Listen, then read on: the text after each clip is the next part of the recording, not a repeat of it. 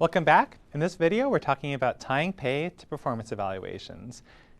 So what are our options for tying pay to performance evaluations? There's going to be a lot of options because performance evaluations can be tied to any element of the pay mix. So again, the pay mix includes our cash, base cash, our short-term incentives, our long-term incentives, and our benefits and perquisites. But remember, so if we're tying our performance evaluations to our base pay, we're talking about tying them to raises.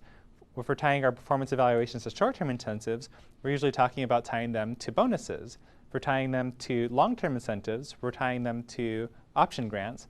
And if we're tying them to prerequisites, we're tying them to things like maybe reserved parking or perhaps a nicer, larger office. Or if we're tying performance evaluations to non-cash awards, we might be talking about an employee reward program or perhaps better job assignments.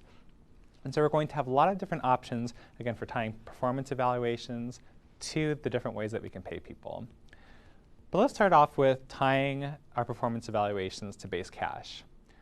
Well, one method, again, is to tie our performance evaluations to our base cash through raises.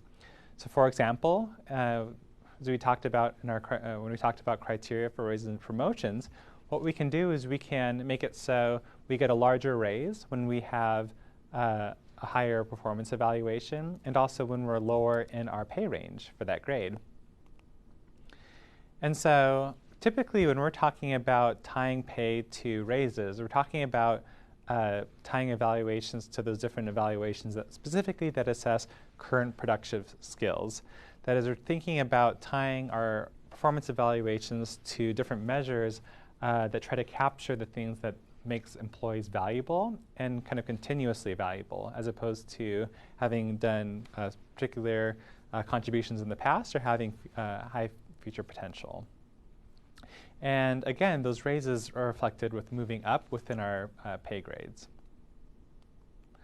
The other method is to tie our performance evaluations to things like short-term incentives. When we're tying evaluations to things like short-term incentives, we're usually talking about rewarding people for their prior accomplishments.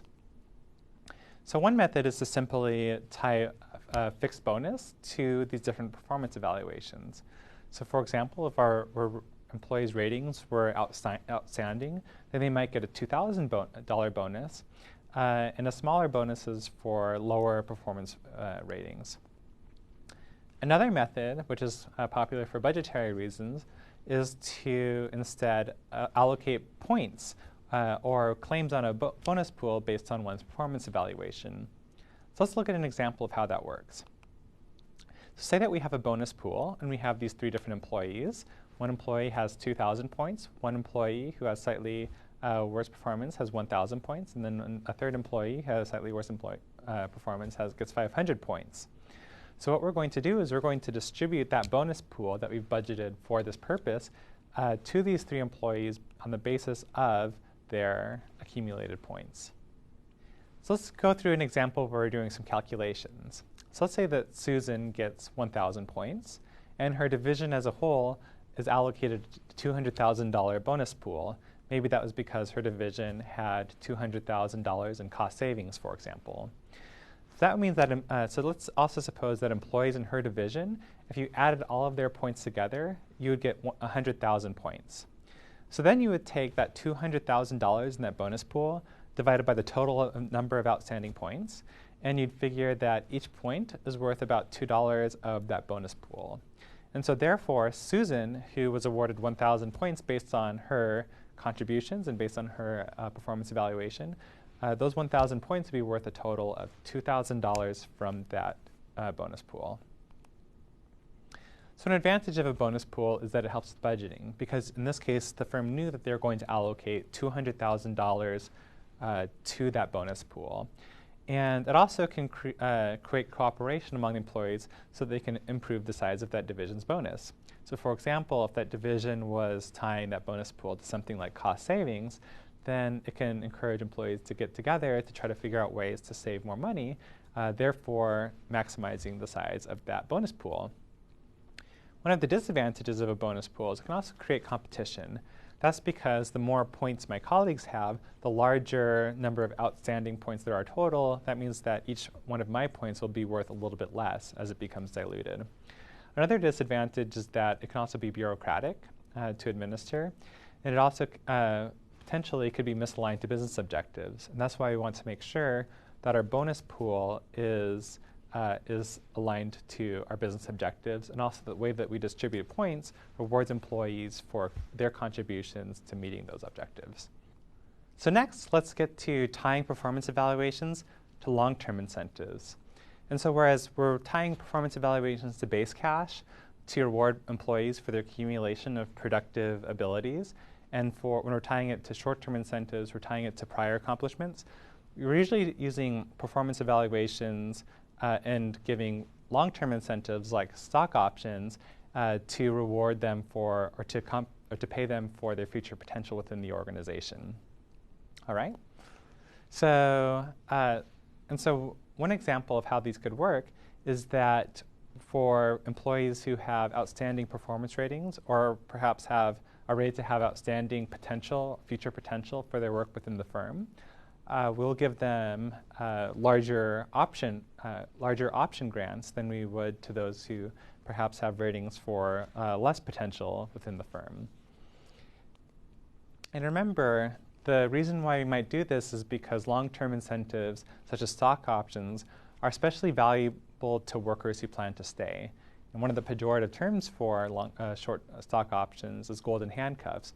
That's because if you leave the organization too early, then you're foregoing any of the options which haven't vested. And if this terminology sounds familiar to you, you can always just look ahead and look at our video on stock options. There's also non-monetary awards, and so these would be things like parking spaces or rewards programs or recognition or so on. And this will be something that we'll talk about in the last lesson of the course. And so just as an example, we can take an example of Microsoft. So Microsoft, again, is an organization that, again, requires very highly skilled employees and programmers and so on. And they're also very well known for their system of performance evaluation. So the way that Microsoft employees are evaluated, they're rated on both their current skills, and those performance ratings contribute to their raises and to their promotions. Then they're also rated on their future potential to the organization, and the more highly you're rated on your future potential to work within Microsoft, the more you'll be given stock options, which again are going to be particularly valuable for employees who do end up staying at Microsoft to realize that potential. And then Microsoft also gives bonuses in proportion to one's kind of short-term wins over the prior year. And again, these are a way of motivating employees who seemingly had some contribution to the organization in the most recent past. And so just to give an overview, again, we usually think about salary as good evaluations lead to raises, and we usually tie those to parts of the performance evaluations that measure current skills. Short-term incentives, they're tied to bonuses, and we're usually rewarding prior accomplishments. And then when performance evaluations are trying to measure future potential, then we might give them something like an option grant. All right. Next up, we're talking about should pay even be based on these performance evaluations at all. Thanks, and I'll see you next time.